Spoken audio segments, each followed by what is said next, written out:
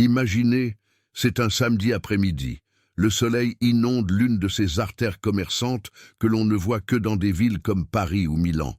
L'air sent le parfum cher et le café fraîchement moulu. Nous sommes juste en face de la Maison Durand, une boutique si exclusive que ses vitrines ressemblent à des coffres-forts. À l'intérieur, sous des lumières parfaites, des sacs à main à 50 000 € et des bijoux qui coûtent plus cher qu'un appartement nous observent. Le trottoir est en marbre poli. Un flot de gens fortunés y coule. Des touristes avec des sacs de marque qui crient « Luxe », des hommes d'affaires en costumes impeccables et ces influenceurs qui semblent ne vivre que pour la photo. Il y a un défilé constant de voitures de luxe garées en double file, des chauffeurs attendant patiemment et des agents de sécurité privée qui escortent les clients VIP comme s'ils étaient de la royauté. C'est un écosystème fermé, un temple dédié à la consommation des élites, où chaque détail est conçu pour vous faire sentir que, si vous êtes là, vous appartenez à un monde supérieur. Et puis, au beau milieu de toute cette perfection calculée, il est là. C'est un contraste si violent que le regarder fait presque mal. Un musicien des rues, debout, face à la Maison Durand. Il joue du violon. À ses pieds, l'étui ouvert de l'instrument montre une poignée de pièces, une triste collection d'indifférence. Les gens passent vite, détournant le regard, presque craintif, comme si sa pauvreté était une maladie contagieuse qui pouvait tacher leur costume coûteux. Les agents de sécurité de la boutique l'ont déjà repéré. Ils l'observent avec ce mélange de dédain et de suspicion professionnelle, attendant l'excuse parfaite pour le chasser de là. Il n'appartient pas à ce tableau. C'est une tache sur l'esthétique parfaite du luxe, un rappel gênant qu'à quelques mètres du paradis de la consommation, un autre monde existe. À ce moment, les portes en verre blindées de la Maison Durand s'ouvrent et Édouard Beaumont émerge. À 45 ans, il est le PDG d'un empire de la mode et du luxe, propriétaire, en fait, d'une partie de cette même boutique. Ce n'est pas un homme grand, mais sa présence est écrasante. Il porte un costume Brioni, gris anthracite à 15 000 €, des chaussures John Lobb faites sur mesure et une montre Audemars Piguet qui brille avec arrogance à son poignet. Ses cheveux grisonnants sont impeccables, sa barbe parfaitement taillée. Édouard est un homme qui a bâti sa fortune non pas en créant de la beauté, mais en l'achetant et en la pressant, transformant l'art en chiffres froids. Ses yeux perçants sont habitués à estimer la valeur de tout et de tous, en quelques secondes. Derrière lui, telles des ombres obéissantes, viennent sa petite amie trophée, Isabelle, un mannequin de 28 ans visiblement ennuyé, et deux conseillers qui rient nerveusement à tout ce qu'il dit. Le musicien des rues, ignorant l'orage qui se prépare, continue de jouer une douce mélodie. Il s'appelle Anton Kovacs. Il a 52 ans, bien que la vie lui en ait fait payer le prix de sang. Son manteau noir est élimé, rapiécé au coude. Ses vieilles bottes militaires ont les semelles sur le point de lâcher. Son visage est sillonné de rides profondes, carte d'une souffrance ancienne. Mais ce sont ses mains qui captivent l'attention, calleuses à force de dur labeur, mais incroyablement délicates lorsqu'elles tiennent l'archet. Et le violon, c'est un instrument ancien, rayé au vernis usé, mais on sent qu'il en prend soin avec une dévotion presque obsessionnelle. Sa posture est voûtée, et celle d'un homme qui a été frappé maintes fois, mais il y a une dignité têtue dans son regard. Il ne mendie pas avec des mots, il se contente de jouer. Édouard Beaumont vient de conclure une affaire de plusieurs millions par téléphone et est d'une humeur expansive, cruelle. Il s'arrête net en voyant Anton. Il le regarde avec un mélange de dégoût et d'amusement, comme on observe un insecte étrange dans son jardin impeccable. Il se tourne vers sa suite. « Isabelle, regarde-moi ça, un artiste de rue », dit-il, chargeant le mot « artiste » d'un mépris théâtral. Il s'approche d'Anton, qui continue de jouer sa mélodie mélancolique, presque un murmure musical. « Dis-moi, l'ami, » dit Édouard, sa voix tranchant l'air, « combien as-tu gagné aujourd'hui ? 10 €, 20 ? Anton, perdu dans sa musique, ou peut-être simplement épuisé par la cruauté du monde, continue de jouer, l'ignorant complètement. Cette indifférence est une insulte directe pour Édouard, un homme habitué à ce que le monde s'arrête quand il parle. L'irritation traverse le visage de Édouard. Il sort un billet de 50 € de son portefeuille, un geste ostentatoire. Il le fait miroiter au-dessus de l'étui d'Anton, mais juste avant de le lâcher, il le retire. « Non, non, la charité, ça se mérite », dit-il, s'adressant maintenant à la petite foule qui commence à se former, attirée par le conflit. « Réponds-moi d'abord, qui es-tu? Quel est ton nom? Ton histoire? Pourquoi devrais-je jeter mon argent, durement gagné, à un inconnu sans visage ?» Anton arrête enfin de jouer. Il lève les yeux, et ses yeux bleu pâle, fatigués, rencontrent ceux de Édouard. « Je ne suis personne, monsieur, juste un musicien. » Édouard éclate d'un rire sonore, victorieux. « Personne. Parfait. Mesdames et messieurs, un personne qui demande de l'argent sans même avoir une histoire intéressante à vendre. » Édouard profite du spectacle. Il se sent puissant, au centre de l'attention. « Je vais te faire une proposition, mon cher personne, » dit-il, savourant chaque syllabe. « Tu dis que tu es musicien. Prouve-le. Joue quelque chose de vraiment difficile. Quelle causa qui justifie que j'arrête ma journée pour t'écouter ?» La foule murmure. Certains sortent leur téléphone pour filmer. « Si tu parviens à m'émouvoir, si tu parviens à me faire ressentir quelque chose, continue Édouard, je mettrai 5 000 € dans ton étui. 5 000 €. Le murmure se transforme en un hoquet collectif. Le chiffre est obscène, lancé comme un gant de fer. L'atmosphère se charge d'une tension insupportable. Isabelle, sa petite amie, murmure, mal à l'aise. « Édouard, c'est cruel. » Il la fait taire d'un regard froid. « C'est la justice, ma chère. Il est temps de séparer le vrai talent de la farce. » Le piège est tendu. Édouard sourit, les bras croisés, certain de sa victoire. « Mais, ajoute-t-il, sa voix s'abaissant à un ton menaçant, quand tu échoueras, et tu vas échouer, parce que les vrais musiciens sont dans des salles de concert, pas dans les caniveaux. Tu admettras à haute voix que tu n'es qu'un mendiant déguisé en artiste. Tu ramasseras tes pièces et tu iras jouer ailleurs, loin de ma boutique. » Anton reste figé. Le silence est total. Tous les yeux sont rivés sur lui, sur cet homme usé face au titan du luxe. L'humiliation est publique, calculée et absolue. Anton baisse les yeux vers son vieux violon, le seul compagnon qui lui reste. Que feriez-vous à sa place? Ravaleriez-vous votre fierté pour partir? Ou relèveriez-vous un défi impossible en sachant que tout le monde attend de vous voir échouer? La pression est brutale. Vous êtes-vous déjà senti ainsi, acculé par quelqu'un qui se croit supérieur? Dites-moi ce que cette scène vous inspire dans les commentaires. Anton reste immobile pendant ce qui semble être une éternité, le murmure de la foule et le vrombissement du trafic résonnant au loin. Il n'est pas là, sur ce trottoir de marbre. Il est à des kilomètres et des années de distance. Car cet homme, ce personne, a un nom qui a autrefois résonné dans les salles de concert les plus prestigieuses d'Europe. Il est Anton Kovács, celui qui fut la fierté de Budapest, le prodige qui a fait pleurer les critiques et le public. Il n'était pas un musicien, il était le musicien. Le premier violon de l'orchestre philharmonique de Budapest, un poste qu'il a occupé pendant 20 années glorieuses, un virtuose dont l'habileté technique était surpassée que par la passion qu'il insufflait à chaque note. Sa vie était une symphonie d'applaudissements, de tournées internationales et d'un respect qui frisait la vénération. Mais le véritable orchestre de sa vie, le cœur battant de son existence, n'était pas la philharmonie. Était Margit. Margit, sa femme, également violoniste dans le même orchestre, une femme dont le sourire était plus éclatant que les lumières de la scène. Ils jouaient ensemble, vivaient ensemble, respiraient le même air musical. Ils formaient un duo légendaire, non seulement sur scène, mais dans la vie. Leur connexion était si profonde que parfois, lors d'un duo, le public ne savait pas où finissait un violon et où commençait l'autre. Ils étaient une seule âme en deux corps, unis par la musique et un amour féroce. Et le violon qu'Anton tient maintenant de ses mains tremblantes, cet instrument vieux et rayé, ce n'est pas le sien.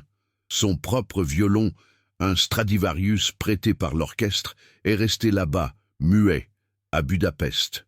Ce violon, celui qu'il porte avec lui comme une croix, était celui de Margit. C'est le seul objet qu'il a sauvé de sa vie antérieure, l'unique relique de son bonheur perdu.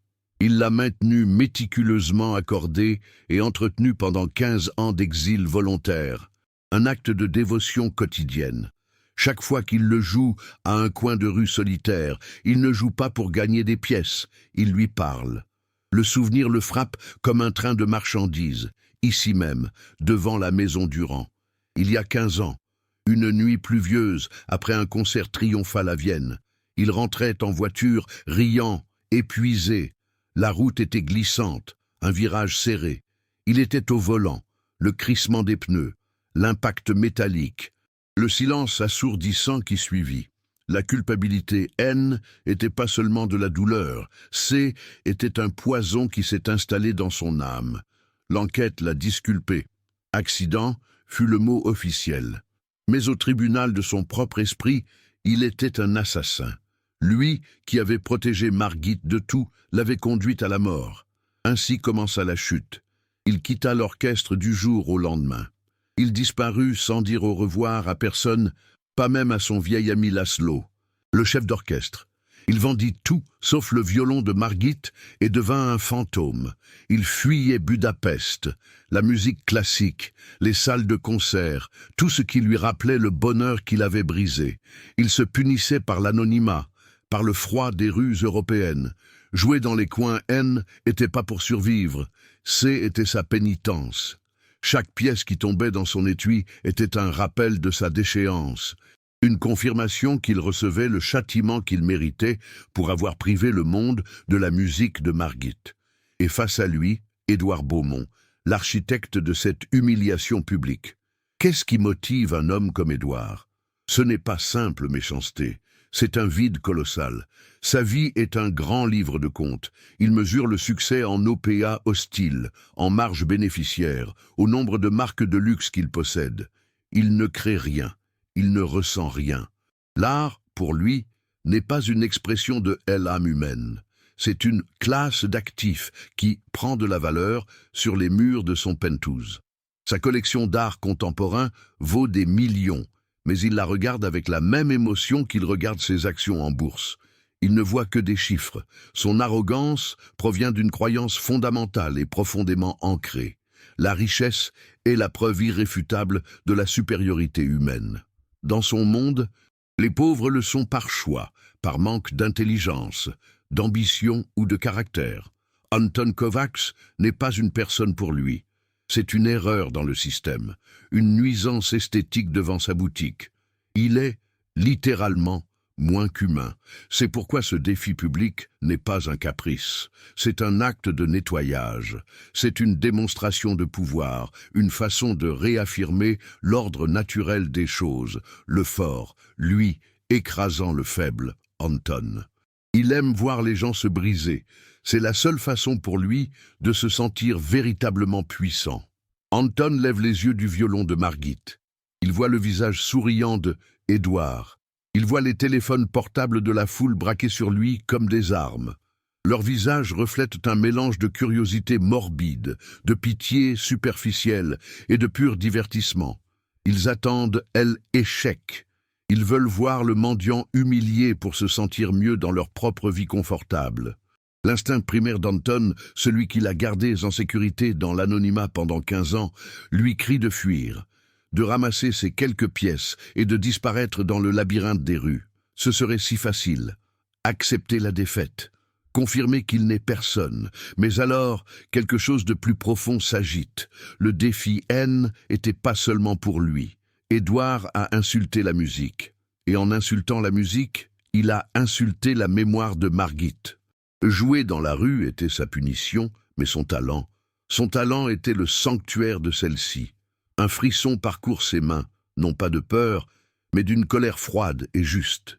Il se souvient des mots que Margit lui disait avant chaque grand concert, quand le trac le trahissait. « Ne joue pas pour eux, Anton. Joue pour moi. Raconte-moi une histoire. » L'humiliation s'efface, remplacée par un but soudain et clair. Il ne fuira pas. pas cette fois.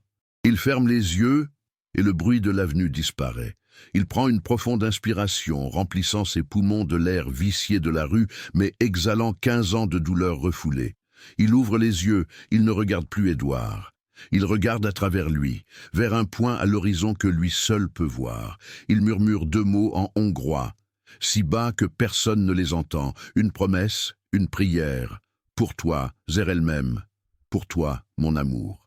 La foule s'impatiente. Édouard regarde sa montre coûteuse, un geste d'ennui fin. Eh bien, chef de personne, vas-tu nous régaler ou vas-tu rester planté là? Alors, Anton bouge. Avec une lenteur délibérée, il plonge la main dans la poche intérieure de son manteau élimé. La foule retient son souffle. Que sort-il? Une arme? Des ordures? Non. Ce qui émerge, ce sont de vieilles partitions, jaunies par le temps, aux bords cornés. L'encre est pâlie. Ce sont des manuscrits. La calligraphie est élégante, féminine. Ce sont les compositions de Margit, des petites mélodies qu'elle écrivait dans les marges de ses partitions pendant les répétitions, des fragments de son âme que lui seul connaissait. Il ne les avait jamais jouées en public. Elles étaient trop sacrées, avec un soin révérencieux, tel un prêtre préparant un autel. Anton se baisse et pose les partitions sur le sol en marbre, à côté de son étui vide. Elles ne sont pas là pour qu'il les lise. Il les connaît par cœur. Elles sont une offrande, un rappel visible de celle pour qui il s'apprête à se battre. En faisant cela, il trace une ligne dans le sable. Il ne s'agit plus de 5000 €. Il s'agit de l'âme de Margit. La foule observe cet étrange rituel, confuse. Édouard lève les yeux au ciel, impatienté par la théâtralité du mendiant. Il n'a aucune idée de ce qu'il vient de déchaîner. Anton se redresse. Et à cet instant, tout change. C'est une transformation physique si soudaine qu'elle en est presque effrayante. Ses épaules voûtées par le poids de la culpabilité se redressent, son dos s'allonge. La posture du mendiant qui demande pardon d'exister est évanouie, et à sa place émerge la posture d'un maître. Le premier violon de la Philharmonie de Budapest est de retour sur scène. Il lève le violon de Margit et le cale sous son menton avec une familiarité intime. Le geste est possessif, puissant. Le violon n'est plus un fardeau, c'est une arme. Édouard sent la première pointe de doute. Quelque chose ne va pas. L'atmosphère a changé. L'air est devenu électrique. Cet homme ne ressemble plus à un mendiant. Il ressemble à un roi en exil réclamant son trône. Le silence de la foule n'est plus moqueur. Il est chargé d'une anticipation presque douloureuse. Isabelle, la petite amie d'Édouard, cesse de regarder ses ongles et fixe ses yeux sur Anton, la bouche légèrement ouverte. Les agents de sécurité de la boutique arrêtent de froncer les sourcils et font un pas en avant, instinctivement, comme s'ils sentaient que quelque chose d'important allait se produire. Anton lève l'archet. Il le tient en l'air pendant une seconde qui dure une éternité. Et alors, il attaque les cordes. La première note n'est pas une supplique. C'est un cri de douleur brute, pure, qui jaillit du vieux violon et frappe la foule en pleine poitrine. Ce n'est pas la simple mélodie qu'il jouait auparavant. Il joue la composition de Margit, un morceau chargé de la complexité technique de Paganini et de la profondeur émotionnelle de Tchaïkovski. C'est une tempête de notes, une cascade d'arpèges impossibles qui parle de colère, de perte et d'une question désespérée. Pourquoi? L'avenue s'arrête, littéralement. Les voitures freinent. Les touristes lâchent leurs sacs de shopping. Le son est si puissant, si plein d'autorité qu'il étouffe le bruit de la ville. Les gens dans la foule font un pas en arrière involontaire, comme si la musique était une force physique. Les rires se sont figés, les téléphones continuent de filmer, mais les mains qui les tiennent tremblent. Le son qui sort de ce violon usé est impossible. Il est trop grand, trop parfait, trop douloureux pour venir d'un musicien des rues. Édouard Beaumont est pétrifié, son sourire arrogant s'est figé en un masque d'incrédulité. Ce n'est pas ce à quoi il s'attendait. Ce n'est pas un échec, c'est quelque chose qu'il ne peut pas traiter.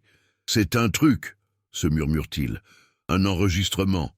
Mais il n'y a pas d'enceinte, c'est juste l'homme et le bois. Il se tourne vers Isabelle pour partager son dédain, mais Isabelle est en larmes. Des larmes silencieuses coulent sur son visage parfaitement maquillé, sa main couvrant sa bouche. Elle est complètement brisée par le son. Édouard la regarde, confus. En larmes? Pour ça? La musique change. La colère initiale laisse place à une section lyrique d'une beauté dévastatrice. La technique d'Anton est impeccable. Le vibrato est si contrôlé qu'il ressemble à une voix humaine chantant. Les doubles cordes sonnent comme un chœur d'ange déchu. Les harmoniques sont claires comme du cristal. Il joue comme un homme possédé par un dieu et un démon à la fois. Ses yeux sont fermés, son corps se balance avec la musique, le violon fusionne avec lui. Il ne joue pas de la musique, il saigne de la musique. Il raconte l'histoire de son amour et de sa perte à toute l'avenue. La foule s'agrandit. Ce ne sont plus quelques dizaines, ils sont 50, 100, 200. Un cercle de silence absolu se forme autour d'Anton. Les gens sortent des boutiques de luxe, les serveurs des cafés voisins se penchent. Un vieil homme bien habillé dans la foule retire son chapeau, un geste de révérence instinctif. Une petite fille demande à sa mère « Pourquoi ce monsieur est-il triste s'il joue si bien ?» La mère ne peut pas répondre. Elle pleure aussi. L'air n'est plus à la moquerie. Il est sacré. Édouard tente de reprendre le contrôle. La situation lui échappe. « Ça suffit !» crie-t-il, essayant de paraître autoritaire. « On en a assez vu. C'est clair que tu connais quelques trucs. » Mais sa voix semble faible, pathétique. La musique d'Anton enfle, noyant sa protestation. Anton ne l'a même pas entendue. Il est sur un autre plan, dans un duel avec ses propres fantômes. Édouard essaie d'avancer, peut-être pour l'arrêter physiquement, mais la foule, qui se moquait d'Anton auparavant, forme maintenant un mur protecteur. Personne ne le regarde. Tous regardent le maître. Édouard réalise, avec une horreur croissante, qu'il a perdu son public. La musique devient plus intime. C'est un dialogue. Anton joue une phrase, une question désespérée, puis le violon répond par une phrase plus douce, la voix de Margit le consolant depuis l'au-delà. C'est une conversation de 15 ans de deuil condensée en 3 minutes. Les gens dans la foule commencent à se prendre dans les bras. Des étrangers consolant des étrangers, tous unis par l'émotion brute qui émane du violoniste. La barrière entre le luxe et la pauvreté, entre les puissants et les ignorés, s'est dissoute. À ce moment, sur ce trottoir, il n'y a que des âmes humaines, écoutant la vérité nue de la douleur et de l'amour. Édouard Beaumont recule, son visage, habituellement bronzé et assuré, est blême, la sueur perle à son front. Il est filmé, il est ignoré, il est jugé. Il réalise l'erreur catastrophique qu'il a commise. Il n'a pas seulement humilié un homme, il a défié un dieu. Le pari des 5 000 € semble maintenant ridicule, une insulte non seulement pour Anton, mais pour la beauté elle-même. Il cherche ses conseillers, mais ils se sont fondus dans l'arrière-plan de la foule, prenant leur distance avec leur patron. Il est complètement seul, exposé au milieu du chef-d'œuvre qu'il a lui-même provoqué. La musique a ce pouvoir, n'est-ce pas? Celui de faire taire le monde et d'exposer la vérité. Quelle chanson ou quel morceau de musique vous a fait ressentir quelque chose d'assez fort pour vous transformer complètement? Dites-le-moi dans les commentaires. La musique monte, atteignant un apogée, un sommet de virtuosité technique qui défie la physique. Anton joue maintenant avec une fureur contrôlée. Chaque note est un coup de marteau contre l'injustice du destin. Ses doigts volent sur le manche. L'archet est un flou de mouvement.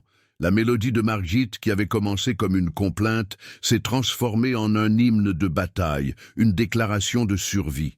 C'est le morceau le plus difficile qu'il ait jamais joué, non seulement pour ses exigences techniques, mais parce qu'il exige qu'il revive chaque seconde de son bonheur et chaque seconde de son agonie. Il transpire abondamment. Les larmes se mêlent à la sueur sur son visage. Mais son expression n'est pas triste. Elle est libérée. Et puis, le moment décisif survient. La musique atteint son climax émotionnel.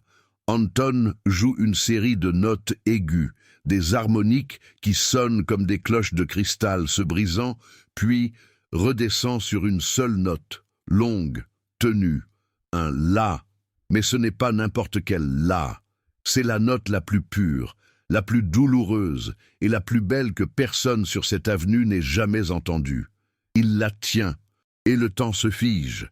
Dans cette unique note, il y a tout, le rire de Margit, l'odeur de ses cheveux, la pluie sur le pare-brise cette nuit-là, 15 ans de culpabilité, 15 ans de pénitence, et enfin, l'acceptation. La note résonne, suspendue dans l'air, puis, lentement, s'évanouit dans le silence. Le silence qui suit est absolu, profond, presque assourdissant. 200 personnes retiennent collectivement leur souffle. Pas une voiture, pas une toux, pas un murmure. Anton Kovacs abaisse lentement le violon. Ses yeux sont toujours fermés. Il est épuisé, tremblant de la tête aux pieds, comme s'il venait de courir un marathon émotionnel qui a duré 15 ans. Il a vidé son âme sur ce trottoir de marbre, sans rien garder. La foule reste immobile, en train de digérer la dévastation émotionnelle dont elle vient de être témoin. Ils ont vu un homme mourir et renaître à travers son instrument. Le silence est rompu, non pas par un applaudissement, mais par un cri étouffé. « Mon Dieu, je connais cet homme !» Une voix de baryton avec un fort accent hongrois.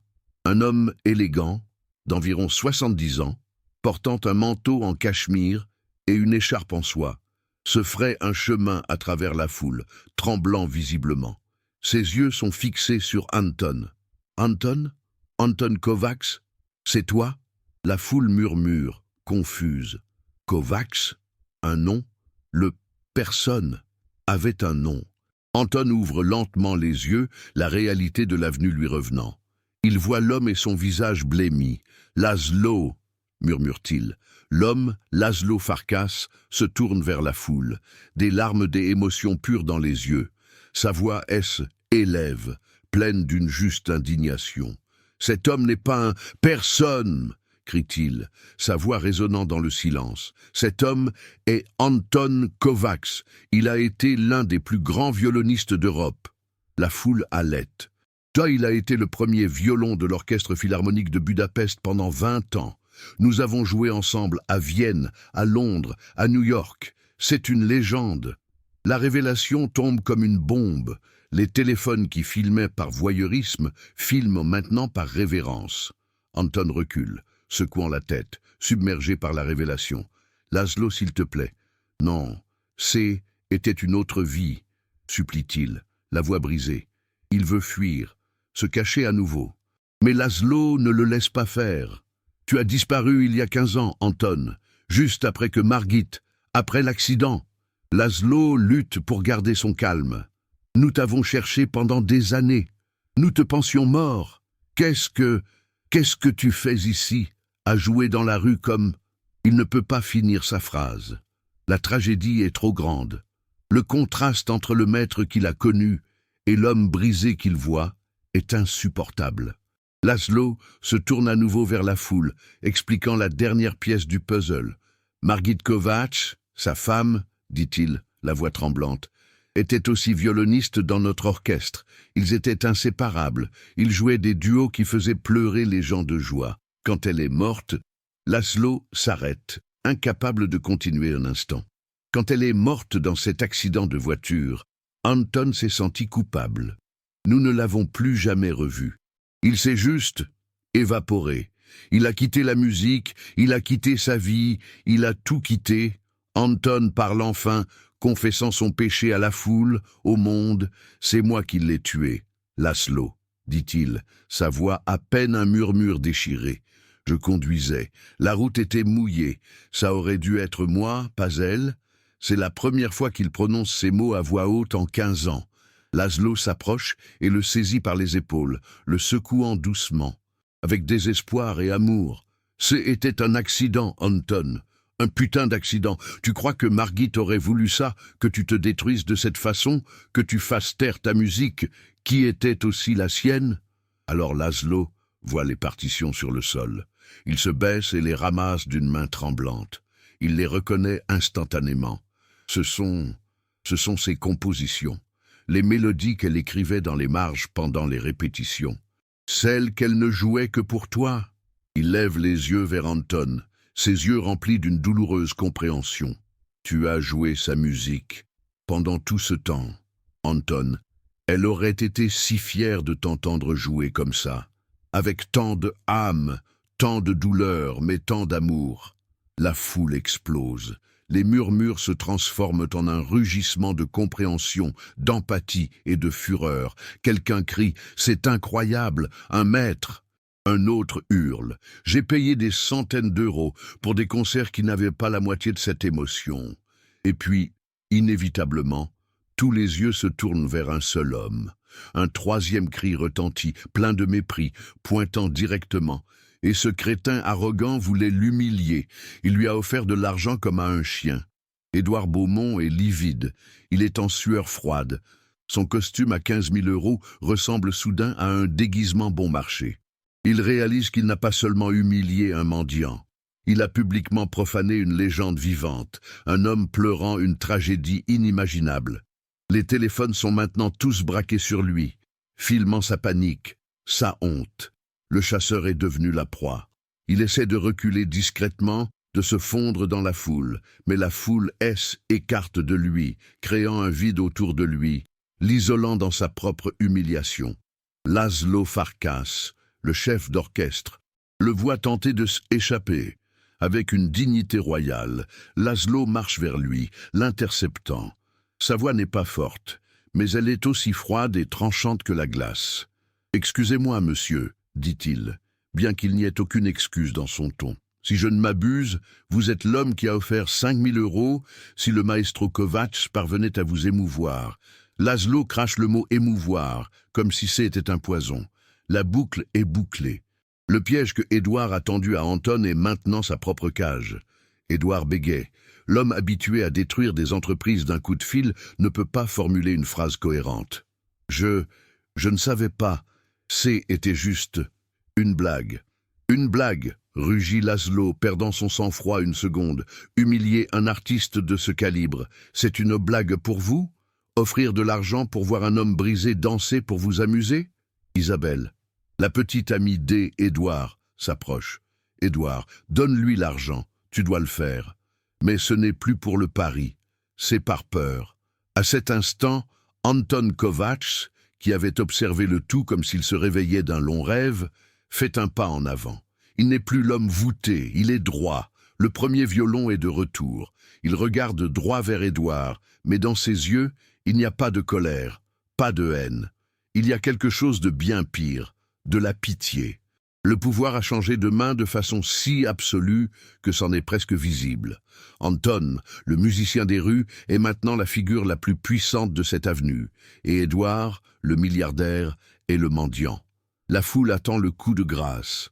Ils s'attendent à ce qu'Anton crie, qu'il insulte, qu'il prenne l'argent et le lui jette au visage. Mais Anton a passé 15 ans en enfer.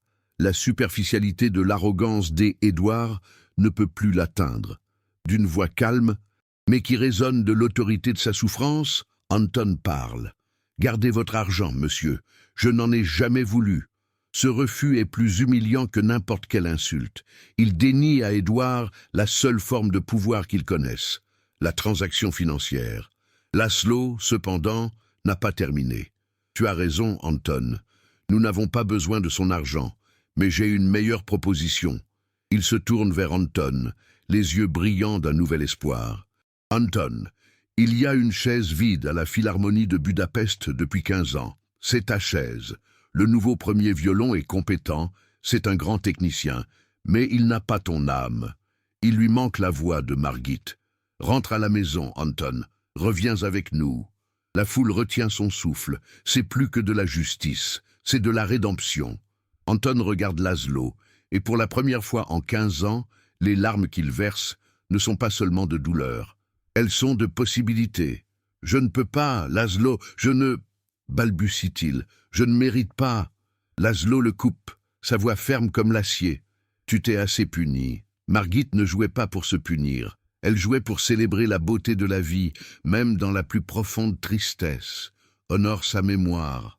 Recommence à faire ce que vous aimiez tous les deux. Joue sa musique pour le monde. Le silence est rompu. D'abord par un applaudissement timide, puis un autre. Et en quelques secondes, l'avenue entière éclate en une ovation tonitruante. 200 personnes, touristes, hommes d'affaires, serveurs, tous applaudissant à tout rompre, non pas pour le musicien des rues, mais pour le maître retrouvé. C'est une absolution publique. Les gens commencent à s'avancer, non pas pour partir, mais pour laisser de l'argent dans l'étui du violon. Mais ce ne sont plus des aumônes, ce sont des offrandes de respect. Des billets de 20, 50, même 100 € tombent dans l'étui, un torrent d'admiration pour l'homme qui a refusé d'être acheté. Qu'avez-vous pensé de la révélation de Laszlo? Parfois, tout ce dont nous avons besoin, c'est que quelqu'un se souvienne de qui nous sommes vraiment, n'est-ce pas? Dites-moi ce que vous avez ressenti lorsque la véritable identité d'Anton a été révélée. L'ovation est assourdissante, une marée de respect qui lave l'humiliation des minutes précédentes. Édouard Beaumont, tremblant, fait enfin ce qu'on attend de lui. D'une main maladroite, il sort son chéquier, le geste qu'il a toujours sauvé, sa réponse à tout. Il griffonne le chiffre, 5 000 €. Il s'approche de l'étui du violon, qui déborde maintenant de billets que la foule a jetés. C'est une montagne de respect. Édouard, l'homme qui déplace des millions d'une signature, hésite. Son geste semble petit, ridicule. Finalement, il laisse tomber le chèque par-dessus les autres billets comme une offrande pathétique à un Dieu qu'il ne peut apaiser. Son humiliation est absolue. Il a été forcé de payer, non pas en mécène, mais en contrevenant payant une amende morale imposée par la foule. Isabelle, qui a tout observé avec un sentiment croissant d'horreur et de clarté, s'approche de lui, mais pas pour le consoler. Ses yeux, autrefois ennuyés, sont maintenant remplis d'une froide déception. « Édouard, tu dois t'excuser », lui dit-elle, sa voix assez forte pour que ceux qui sont proches l'entendent. Il la regarde, cherchant une alliée, mais ne trouve qu'un juge. « balbutie-t-il, je suis désolé, j'ai eu tort. » Sa voix est un faible murmure, la coquille vide de l'homme puissant qu'il était il y a 10 minutes. Ce sont les excuses creuses d'un homme qui ne regrette pas sa cruauté, mais d'avoir été démasqué. Isabelle secoue simplement la tête, se détourne et s'éloigne, ses talons coûteux martelant un rythme d'abandon définitif sur le marbre. Anton observe l'excuse ratée. Il observe le chèque d'Édouard reposant sur l'argent des gens. Avec un calme qui désarme, il lève son regard de la richesse matérielle vers la pauvreté spirituelle de l'homme en face de lui. « Monsieur », dit Anton, et sa voix, bien que douce, tranche l'air. Vous avez l'argent pour acheter des boutiques entières, pour acheter des immeubles. Mais vous n'aurez jamais ce que j'ai eu, le véritable amour. C'est une richesse que vos comptes en banque ne pourront jamais mesurer. Il marque une pause, et son regard est pure compassion. J'espère qu'un jour, vous trouverez quelque chose, ou quelqu'un, qui vous fera ressentir avec le cœur, au lieu de simplement payer pour que d'autres le fassent à votre place. Laszlo Farkas pose une main ferme et protectrice sur l'épaule d'Anton. « Rentrons à la maison, Anton.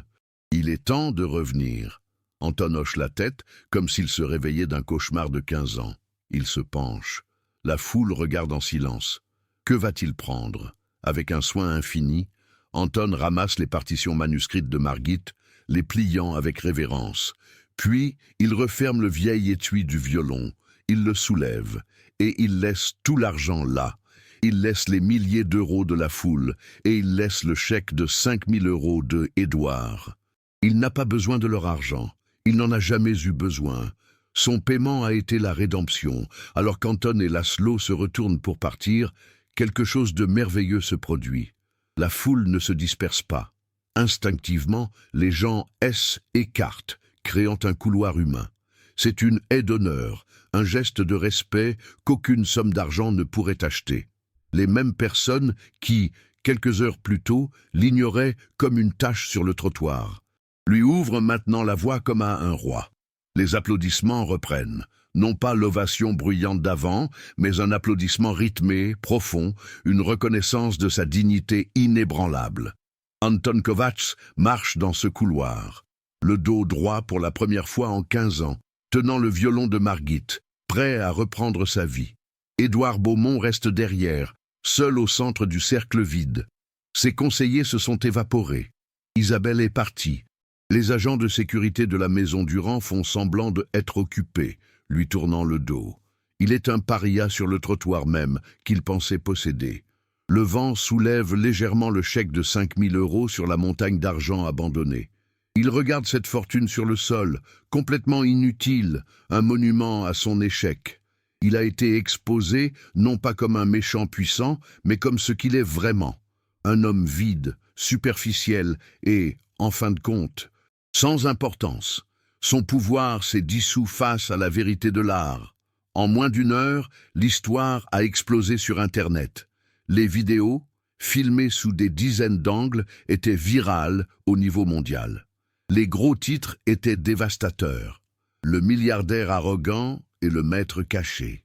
Un PDG du luxe humilie une légende de la musique et reçoit une leçon de vie. La mélodie qui a paralysé Paris. La vidéo de la performance d'Anton donnait la chair de poule. Mais la vidéo la plus partagée était celle de Édouard, blême, en sueur, bégayant des excuses pathétiques pendant que sa petite amie l'abandonnait. L'arrogance punie est devenue le sujet du jour. Pour Édouard Beaumont, les conséquences furent immédiates et catastrophiques. Le monde du luxe, qu'il dominait, ne repose pas sur l'argent, mais sur la perception, sur le goût. Édouard n'a pas seulement prouvé sa cruauté, il a prouvé son absence totale de goût. Il a prouvé son incapacité à distinguer un mendiant d'un maître. Les actions de sa holding ont chuté à l'ouverture du marché. Les conseils d'administration ont convoqué des réunions d'urgence. Les sponsors des événements artistiques et d'opéra, où Édouard était un donateur clé, ont retiré leurs invitations et publié des communiqués se distanciant de lui. Il fut marginalisé socialement et professionnellement, non pas pour sa cruauté, mais pour son ignorance. Pendant que l'empire d'Édouard chancelait, Anton Kovacs était dans un café parisien tranquille avec Laszlo. Ce fut une longue conversation, la première vraie confession en 15 ans. Anton parla de la culpabilité, de la pénitence, de la façon dont le violon de Margit était la seule chose qui le maintenait sain d'esprit. Laszlo ne jugea pas, il écouta simplement en vieil ami. À la fin de la nuit, l'offre tenait toujours. Cette chaise à la Philharmonie est la tienne. Anton, elle l'a toujours été. Anton, pour la première fois, ne dit pas « je ne le mérite pas ». Il regarda l'étui du violon et hocha la tête. « Je dois le faire. Pour elle. Pour sa musique. » Le retour d'Anton à Budapest fut une nouvelle mondiale. L'histoire du maître des rues avait préparé le terrain. Son premier concert de retour, annoncé comme « La voix de Margit », afficha complet en moins de 5 minutes. Les gens ne venaient pas seulement écouter un grand violoniste. Ils venaient assister à une résurrection. Quand Anton monta sur scène, en tenue de soirée impeccable, l'ovation dura 10 minutes avant qu'il ne puisse jouer la moindre note. Il regarda Laszlo sur l'estrade du chef d'orchestre, prit une profonde inspiration et leva son violon. La culpabilité n'avait pas disparu, mais LN était plus une prison. LS était transformé en un but. Il ne joua pas les habituels morceaux de virtuosité. Il joua les compositions manuscrites de Margit, maintenant arrangées pour un orchestre complet. La musique emplit la salle de concert, une mélodie qui parlait d'amour perdu, de douleur profonde et d'une beauté inébranlable. Elle fit pleurer tout le public. C était la preuve ultime que la dignité humaine et le talent véritable, lorsqu'ils sont nourris par l'amour, sont des forces plus puissantes que toute la richesse et l'arrogance du monde. La musique de Margit, réduite au silence pendant 15 ans, était enfin entendue. Au final, la justice poétique était accomplie. Édouard Beaumont, bien que toujours riche, fut exposé comme l'homme le plus pauvre de cette avenue, confronté en permanence à son vide spirituel. Anton Kovacs, l'homme qui se croyait personne, trouva sa rédemption non pas dans l'argent qu'il refusa, mais en embrassant son héritage et en honorant la femme qu'il aimait. Son histoire nous laisse ce profond sentiment d'inspiration, un rappel que peu importe à quel point vous êtes brisé ou à quel point vous êtes tombé bas, votre vraie valeur, votre essence, ne peut jamais être acheté ou humilié par ceux qui n'ont pas assez d'âme pour la voir. Cette histoire me coupe le souffle. Pensez-vous que quelqu'un comme Édouard puisse réellement changer après une telle humiliation? Ou a-t-il seulement appris à être plus prudent? Donnez-moi votre avis dans les commentaires.